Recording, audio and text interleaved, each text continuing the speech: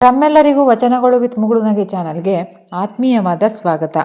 ಇಂದಿನ ವಿಡಿಯೋದಲ್ಲಿ ನಮಗೆ ನೆಮ್ಮದಿ ಬೇಕು ಅಂದರೆ ನಾವು ಹೇಗಿರಬೇಕು, ನಮ್ಮ ಜೀವನದಲ್ಲಿ ನಾವು ನೆಮ್ಮದಿಯನ್ನು ಪಡಿಬೇಕಾದ್ರೆ ಹೇಗಿರಬೇಕು ಅನ್ನೋದ್ರ ಬಗ್ಗೆ ಬುದ್ಧ ಅವರು ಕೆಲವೊಂದು ಮಾತುಗಳನ್ನು ಹೇಳಿದ್ದಾರೆ. ಬನ್ನಿ ಇವತ್ತಿನ ವಿಡಿಯೋದಲ್ಲಿ ಬುದ್ಧನ ಒಂದು ಆ ಥಾಟ್ಸ್ ನೋಡೋಣ ಹೇಗಿದೆ ಅಂತ. ಈಗಿನ ಆಧುನಿಕ ಯುಗದಲ್ಲಿ ಎಲ್ಲ ಸೌಲಭ್ಯಗಳು ಇವೆ. ಮನುಷ್ಯನಿಗೆ ಸಂತೋಷವಾಗಿ ಬದುಕಲು ಸಾಕಾಗುವ ಬಹುತೇಕ ಸೌಲಭ್ಯಗಳು ನಮಗಿವೆ. ಆದರೆ ನೆಮ್ಮದಿ ಮಾತ್ರ ನಮ್ಮಲ್ಲಿ ಇನ್ನೂ ನೆಲೆ ಊರಿಲ್ಲ. ಈ ಎಲ್ಲ ಸೌಲಭ್ಯಗಳು ಯಾಕಿವೆ, ನಮಗೆ ನೆಮ್ಮದಿ ದೊರಕುತ್ತಾ ಅಂತ ಇವನ್ನೆಲ್ಲ ನಮ್ಮ ಸುತ್ತಮುತ್ತಲೂ ಇಟ್ಟುಕೊಂಡಿದ್ದೇವೆ. ಕಾರ್ ತಗೊಂತೀವಿ, ಬಂಗ್ಲೆ ಕಟ್ಟಿಸ್ತೀವಿ, ಹೆಲ್ತ್ ಇನ್ಶೂರೆನ್ಸ್ ಮಾಡಿಸ್ತೀವಿ. ಇಷ್ಟೆಲ್ಲ ಆದಮೇಲೂ ನಮಗೆ ಒಳಗಿನ ನೆಮ್ಮದಿ ಮಾತ್ರ ಇನ್ನೂ ಸಹ ದೊರಕ್ತಿಲ್ಲ. ಅದಕ್ಕೆ ಈ ಬುದ್ಧ ಕತೆ ನಮಗೆ ಸಹಾಯ ಮಾಡುತ್ತೆ. ಈ ಬುದ್ಧರು ನಮಗೆ ಹೇಳಿರುವಂತಹ ಒಂದು ಕಥೆಯನ್ನು ಇವತ್ತಿನ ವಿಡಿಯೋದಲ್ಲಿ ನೋಡೋಣ ಬನ್ನಿ.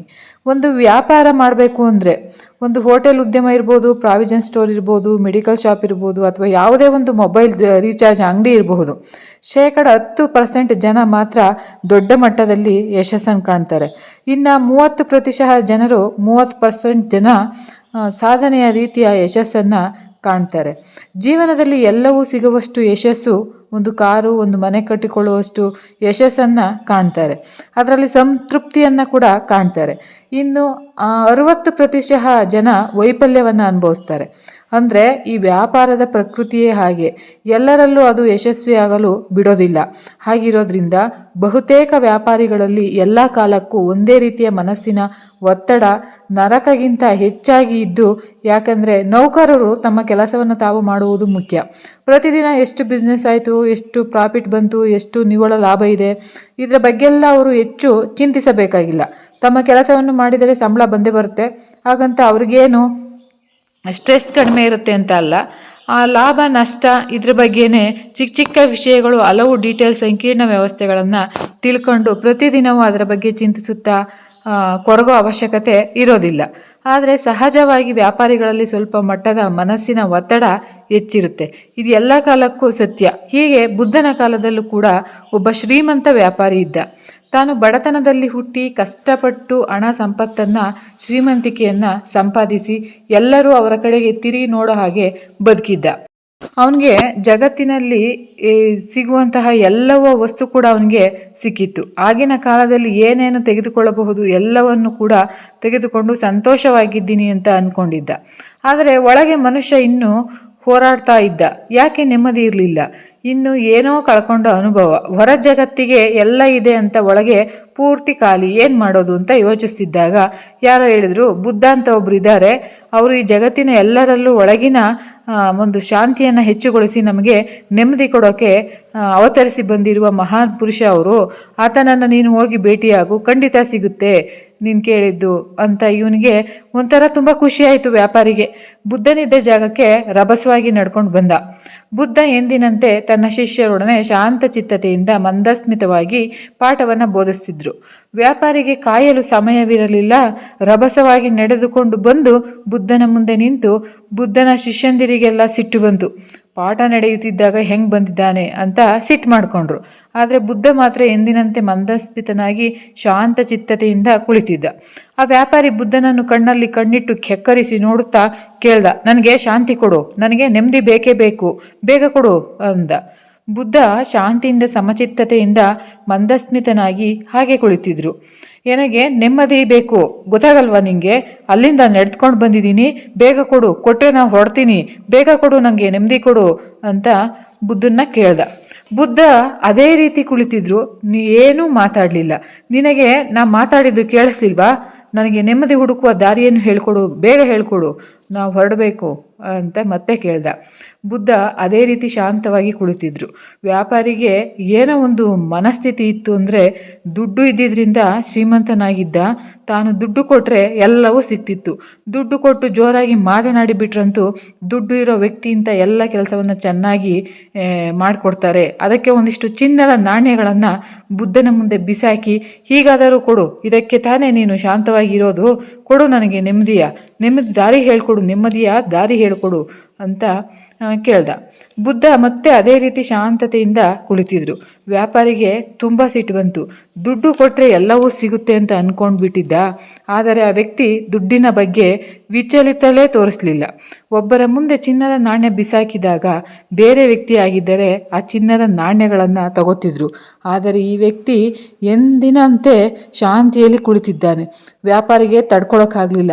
ನನಗೆ ಅಹಂಕಾರ ತೋರಿಸ್ತೀಯಾ ಅಂದ್ಬಿಟ್ಟು ಬುದ್ಧನ ಮುಖಕ್ಕೆ ಹುಗಿದ್ಬಿಟ್ಟ. ಆ ವ್ಯಾಪಾರಿ ಬುದ್ಧನ ಮುಖಕ್ಕೆ ಹುಗಿದ ಕೂಡಲೇ ಬುದ್ಧನ ಹಿಂಬಾಲಕರಿಗೆಲ್ಲ ತಡೆದುಕೊಳ್ಳೋಕೆ ಇರೋಷ್ಟು ಸಿಟ್ಟು ಬಂತು. ಅವನಿಗೆ ಏನಾದರೂ ಶಿಕ್ಷೆ ಆಗಬೇಕು, ರಾಜನಿಗೆ ಹೇಳಿ ಶಿಕ್ಷೆ ಕೊಡಿಸ್ತೀನಿ ಅಂತ ಹೇಳಿ ಅದರಲ್ಲೆಲ್ಲ ಒಬ್ಬ ಬುದ್ಧನ ಪರಮ ಶಿಷ್ಯ ಆನಂದ ಅಂತ ಇದ್ದ, ಕುಣಿದಾಡ್ಬಿಡೋಕೆ ಶುರು ಮಾಡ್ದ. ಇವನನ್ನು ಬದುಕೋಕೆ ಬಿಡಲ್ಲ, ಹಾಗೆ ಮಾಡೋಕ್ಕೆ ಬಿಡಲ್ಲ, ಹಿಂಗೆ ಮಾಡೋಕೆ ಬಿಡಲ್ಲ, ಇವ್ರಿಗೆಲ್ಲ ಶಿಕ್ಷೆ ಆಗಬೇಕು, ದುಡ್ಡು ಇದೆ ಅನ್ನೋ ಕಾರಣಕ್ಕೆ ಅಹಂಕಾರ ಈ ವ್ಯಾಪಾರಿಗೆ ಅಂತ ಹೇಳ್ದ. ಬುದ್ಧ ಮಾತ್ರ, ಆನಂದ, ನೀ ಏಕೆ ಈ ಥರ ಆಡ್ತಿದ್ದೀಯ? ನೀನು ನನ್ನ ಶಿಷ್ಯನೋ ಅಲ್ಲವೋ ಅನ್ನೋ ಅನುಮಾನ ಬರೋ ಹಾಗೆ ನೀನು ನಡ್ಕೋಬೇಡ. ನನಗೆ ಅವನು ಉಗಿದ ಅಂತ ನಿನಗೆ ಬೇಸರ ಆಗ್ತಾ ಇದೆ, ಆದರೆ ಅವನ ಮನದಲ್ಲೇ ಎಷ್ಟು ಬಾರಿ ಉಗಿದುಕೊಂಡಿದ್ದಾನೆ, ಮನಸ್ಸಿನ ಮೇಲೆ ಉಗಿದುಕೊಂಡಿದ್ದಾನೆ, ನಿಜ ಅಲ್ವಾ? ನಾವು ಯಾರಿಗಾದರೂ ಕೆಟ್ಟದ್ದು ಮಾಡಬೇಕು ಅಂದರೆ ಆ ಕೆಟ್ಟದ್ದನ್ನು 100 ಬಾರಿ ಯೋಚನೆ ಮಾಡ್ತೀವಲ್ಲ ನಾವು ಯೋಚನೆನ, ಆಗ ನಮ್ಮ ಮನಸ್ಸಿಗೆ ನಾವೇ ಮನಸ್ಸಾಕ್ಷಿಗೆ 100 ರೀತಿ 100 ತರಹ 100 ಬಾರಿ ಕೆಟ್ಟದನ್ನು ಮಾಡ್ಕೊಂಡಿರ್ತೀವಿ. ಅದನ್ನೇ ಇಲ್ಲಿ ಬುದ್ಧ ಹೇಳ್ತಿರೋದು. ಅವನು ಉಗಿದುಕೊಂಡಿದ್ದು ಅವನ ಮನಸ್ಸಿನ ಮೇಲೆ, ಅವನ ಆತ್ಮಸಾಕ್ಷಿಯ ಮೇಲೆ. ಏಕೆ ಅರ್ಥ ಮಾಡ್ಕೊಳ್ಳಿ ಶಿಷ್ಯರೇ, ಅವನು ನಮ್ಮೊಳಗೆ ಹೋರಾಡ್ತಿದ್ದಾನೆ. ತೊಳೆದಾಟ ಶುರುವಾಗಿದೆ, ಶಾಂತಿ ಇಲ್ಲ. ನೀವ್ಯಾಕೆ ಹೀಗೆ ರೇಗಾಡ್ತಾ ಇದ್ದೀರಾ? ನಿಮ್ಮ ಮನಸ್ಸು ಕೆಡಿಸ್ಕೋತಾ ಇದ್ದೀರಾ? ಆ ವ್ಯಕ್ತಿ ಬಡವ ನೋಡಿ, ಬುದ್ಧನ ಪದಗಳು ಹೇಗಿವೆ ನೋಡಿ. ಶ್ರೀಮಂತ ವ್ಯಕ್ತಿ ಅವನ ಮುಂದೆ ನಿಂತಿದ್ದರೂ ಪಾಪ ಆ ವ್ಯಕ್ತಿ ಬಡವ. ಒಂದು ಹುಗಿದ್ರೆ ನೀವ್ಯಾಕೆ ಬೇಸರ ಮಾಡ್ಕೊಳ್ತೀರಾ? ಈತ ನೆಮ್ಮದಿ ಮತ್ತು ಮನಃಶಾಂತಿ ಇಲ್ಲದ ಬಡವ. ಹಣವೇನೋ ಇರಬಹುದು, ಅವನ ಸಂಪತ್ತು ನೋಡಿದರೆ ಓರ್ವ ಶ್ರೀಮಂತ, ಆದರೆ ಮನಃಶಾಂತಿ ಏಕಚಿತ್ತತೆ ಅವನ್ನೆಲ್ಲ ನೋಡಿದ್ರೆ ಆತ ಅವು ಯಾವುದೂ ಇಲ್ಲದ ಬಡವ, ತಿನ್ನೋಕೆ ಇಲ್ಲದ ಕಡು ಬಡವ. 10 ಪೈಸೆ ಕದ್ರೆ ನೀವ್ಯಾಕೆ ರಾಜನಿಗೆ ಹೋಗಿ ಕಂಪ್ಲೇಂಟ್ ಮಾಡ್ತೀರಾ? ಇಲ್ವಲ್ಲ. ಹಾಗೆ ಆತ್ಮಶಾಂತಿ ಇಲ್ಲದ ಬಡವ ಒಂದು ಚಿಕ್ಕ ತಪ್ಪು ಮಾಡಿದ್ರೆ ನಿಮಗೆ ಕ್ಷಮಿಸೋಕೆ ಆಗಲ್ವಾ? ನೀವ್ಯಾಕೆ ಹೀಗಾಡ್ತಿದ್ದೀರಾ? ನೆಮ್ಮದಿ ಕಾಣದ ಬಡವ, ಆತ ಶಾಂತಿ ಇಲ್ಲದ ಬಡವ. ಎಷ್ಟು ಅದ್ಭುತವಾಗಿದೆ ನೋಡಿ ಸ್ನೇಹಿತರೆ ಈ ಪದಗಳು. ನಮಗೆ ಹೇಳಿದಂತಿವೆ. ನಾವು ಅಷ್ಟೇ ಅಲ್ವಾ, ಎಲ್ಲವೂ ಇದೆ, ಆದರೆ ಒಳಗಿನ ಬಡತನವನ್ನು ನಮಗೆ ಕೆಟ್ಟದ್ದನ್ನು ಮಾಡುವವರು ನಮಗೂ ಸಹ ಹೆಚ್ಚು ಕೆಟ್ಟದನ್ನು ಮಾಡ್ಕೋತಿರ್ತಾರೆ. ಇದನ್ನು ನಾವು ಮರೆಯುವುದು ಬೇಡ. ನಮಗೆ ಯಾರಾದರೂ ಕೆಟ್ಟದನ್ನು ಮಾಡಿದ್ರೆ ಅದಕ್ಕೆ 100 ಪಟ್ಟು ಕೆಟ್ಟದ್ದನ್ನು ಅವರೇ ಮಾಡ್ಕೋತಿರ್ತಾರೆ. ಅದು ಅವರಿಗೆ ಆಗ ತಿಳಿಯುವುದಿಲ್ಲ, ಸಮಯವೇ ಅವರಿಗೆ ತೋರಿಸುತ್ತೆ. ಇದನ್ನೆಲ್ಲ ಕೇಳ್ತಿದ್ದ ವ್ಯಾಪಾರಿಗೆ ಏನೂ ಅರ್ಥನೇ ಆಗಲಿಲ್ಲ. ಏನು ನಡೀತದೆ ಅಂತ ನೋಡಿದರೆ ಉಗ್ದಿದ್ದೀನಿ, ಈ ಥರ ಎಲ್ಲ ಜೊತೆ ನಡ್ಕೊಂಡಿದ್ದೀನಿ. ಆಗ ಅವ್ರಿಗೆ ಸಿಟ್ಟು ಮಾಡ್ಕೊಂಡಿದ್ರು. ಬೇರೆಯವ್ರ ಜೊತೆ ಎಲ್ಲ ಜಗಳಾಡಿದ್ದೀನಿ, ಉಗ್ದಿದ್ದೀನಿ, ಈ ಥರ ಎಲ್ಲ ಕೆಟ್ಟದಾಗಿ ನಡ್ಕೊಂಡಿದ್ದೀನಿ. ಆಗ ಅವರು ಸಿಟ್ಟು ಮಾಡ್ಕೊತಿದ್ರು, ಜಗಳ ಮಾಡ್ತಿದ್ರು. ಆವಾಗ ಜಗಳ ಆಡ್ತಿದ್ದೆ ನಾನು ಕೂಡ. ಜಗಳ ಆಡ್ತಿದ್ದಾಗ ರಾಜಂಗೆ ಕಂಪ್ಲೇಂಟ್ ಹೋಗ್ತಿತ್ತು, ಕೋರ್ಟ್ನಲ್ಲೆಲ್ಲ ದೂರು ಕೊಟ್ಬಿಡ್ತಿದ್ರು. ನಾನೇ ಕೇಸ್ನಲ್ಲಿ ಗೆಲ್ತಿದ್ದೆ.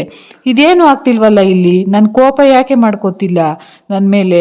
ಇನ್ನೇನು ಮಾಡಲಿ? ಉಗಿದ್ರು ಇವ್ರಿಗೆ ಕೋಪ ಬಂದಿಲ್ಲ, ನಾನೇನು ಮಾಡಲಿ? ಹೇಗೆ ಇವ್ರಿಗೆ ಕೋಪ ಬರೆಸ್ಲಿ? ಏನು ಅರ್ಥನೇ ಆಗ್ಲಿಲ್ವಲ್ಲ. ವ್ಯಾಪಾರಿ ಹಿಂತಿರುಗಿ ಮನೆಗೆ ಬಂದರೆ ಮಲಕ್ಕೊಂಡ. ರಾತ್ರಿ ನಿದ್ದೆಯಲ್ಲಿ ಯಾಕೋ ನಿದ್ದೆನೇ ಇಲ್ಲ. ಬುದ್ಧ ಶಾಂತವಾದಂತಹ ಮುಖವನ್ನು ಒಮ್ಮೆ ಕಂಡು ಅನುಭವಿಸಿದ ಆ ವ್ಯಕ್ತಿಯ ಹಿಂದೆ ಮಲಗಿದ. ಈ ರೀತಿ ಮುಂದೆ ಮಲಗುವುದಿಲ್ಲ. ಬುದ್ಧನನ್ನು ಕಂಡ ವ್ಯಕ್ತಿ ಬದಲಾಗದೇ ಇರುವುದಿಲ್ಲ, ಪರಿವರ್ತನೆ ಆಗದೇ ಇರುವುದಿಲ್ಲ. ಮನಸ್ಸಿನಲ್ಲೆಲ್ಲ ವಿಚಿತ್ರವಾದಂತಹ ಅನುಭವ. ಏನಾಗ್ತಿದೆ ಎದೆಯೊಳಗೆ ಗೊತ್ತಾಗ್ತಿಲ್ವಲ್ಲ. ಕಣ್ಣು ಮುಚ್ಚಿದ್ರೆ ಸಾಕು, ಬುದ್ಧನ ಮಂದಸ್ಮಿತವಾದಂತಹ ನಗು ಅವನಿಗೆ ಮತ್ತೆ ಮತ್ತೆ ಗೋಚರಿಸ್ತಾ ಇದೆ. ಇನ್ನೇನು ನೆನಪೇ ಬರ್ತಿಲ್ಲ. ಯಾಕೆ ಈ ರೀತಿ ಆಗ್ತಿದೆ, ಏನಾಗ್ತಿದೆ ನನಗೆ ಗೊತ್ತಾಗ್ತಿಲ್ವಲ್ಲ. ಆದರೆ ಒಂದು ಮಾತ್ರ ನಿಜ, ಒಂದು ವಿಚಿತ್ರವಾದಂತಹ ಶಾಂತಿ ಎಂದು ನಾನು ಕಂಡರಿಯದ ನೆಮ್ಮದಿ ನನ್ನಲ್ಲಿ ನೆಲೆಯೂರ್ತಿದೆ. ಅದು ಅವನಿಗೆ ಗೊತ್ತಾಯಿತು.